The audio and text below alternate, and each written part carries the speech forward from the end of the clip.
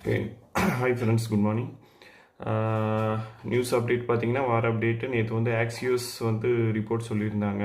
US வந்து ஒரு 14 points memorandum வந்து ஈரானுக்கு சப்மிட் பண்ணியிருக்கிறதாகவும், ஈரான் வந்து அதை ரிவ்யூ பண்ணிட்டு இருக்க மாதிரி போட்டிருந்தாங்க. ஈரான்லேருந்து நேற்று ஈவினிங் இது சொன்ன உடனே பார்த்தீங்கன்னா, க்ரூட் ஆயில் நேற்று வந்து 100லேருந்து 93 வந்தது. சடனாக ஒரு 6-7% டவுனாக இருந்தது ஈவினிங்கு. கோல்டு ஒரு 3% ரைஸ் ஆச்சு ஈவினிங்.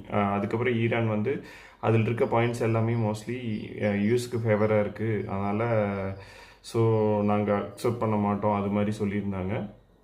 மறுபடியும் அடுத்த ப்ரொப்போசல் வந்திருக்கிறதா சொல்கிறாங்க. அதுக்கு வந்து ஈரான் வந்து இன்னைக்கு தேர்ஸ்டே வந்து ரிப்ளை பண்ணுன்ட்டு. அதில் முக்கியமாக என்னென்ன பாயிண்ட்ஸ் இருக்குன்னா, சீஸ்ஃபயர் இன்னும் 1 மந்த் எக்ஸ்டெண்ட் பண்ணுறது, ரெண்டாவது வந்து அந்த 1 மந்தில் மீனிங்ஃபுல்லாக அக்ரிமெண்ட் கொண்டு வர்றது, மூணாவது வந்து நியூக்ளியர் ப்ரொப்போசலை இப்போ பாஸ் பண்ணிவிட்டு அப்புறம் பார்த்துக்கலாமா, நாலாவது அந்த ஸ்டேட் ஆஃப் ஹார்மஸ் இஷ்யூ வந்து அதை ஓப்பன் பண்ணிவிடுறது. இது இது இது மாதிரி பாயிண்ட்ஸ் எல்லாம் அதில் இருக்குது.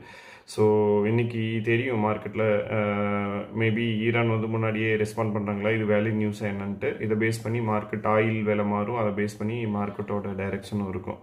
ஸோ இந்த வாரம் கொஞ்சம் அமைதியாக தான் போகுது மார்க்கெட்ஸ். வந்து இன்றைக்கி ஓப்பன் ஆனது நிஃப்டியும் சென்செக்ஸும் கொஞ்சம் சைட்வேஸ்லாம் போயிட்டுருக்கு. ரொம்ப பாசிட்டிவ் இல்லை, நெகட்டிவ் இல்லை. ஸோ பேட் நியூஸ் எதுவும் இல்லை, அட்லீஸ்ட் சம் இம்ப்ரூவ்மெண்ட் அப்படின்ட்டு கொஞ்சம் மேலே கீழேயும் போயிட்டுருக்கு. ஸோ ஈரானோட ரெஸ்பான்ஸை வெயிட் பண்ணி பார்க்கலாம், அது வேலிட் நியூஸ்னால்.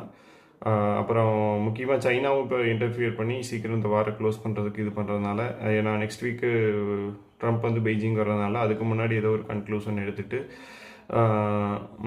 ஆயில் விலை கம்மி பண்ணலான்னு பார்த்துட்ருக்காங்க. ஸோ அதனால் மார்க்கெட் சைட்வேஸ் போயிட்டுருக்கு. இன்றைக்கி மார்க்கெட்டில் எஃப்ஐஸ் வந்து இன்னும் விற்றுட்டு போயிட்டு தான் இருக்காங்க.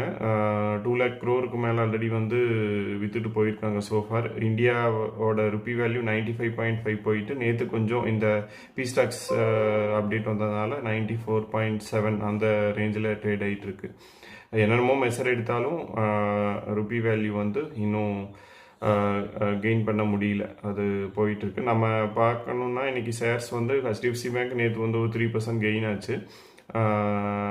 இருந்தாலும் இன்னும் கீழே தான் இருக்குது, அது பார்க்கலாம். ஐடிபிஸ் வந்து ரொம்ப டவுனான மாதிரி நான் ஃபீல் பண்ணுறேன். அட்லீஸ்ட் என்ட்ரி தந்து வைக்கலாம் அப்படின்ட்டு ஐடிபிஸ் கொஞ்சம் பார்க்கலான் இருக்கேன். அப்புறம் டிசிஎஸ் சில ஷேர்ஸ் வாங்கலான் இருக்கேன். நீங்களும் நல்ல வேல்யூ பிக் பண்ணி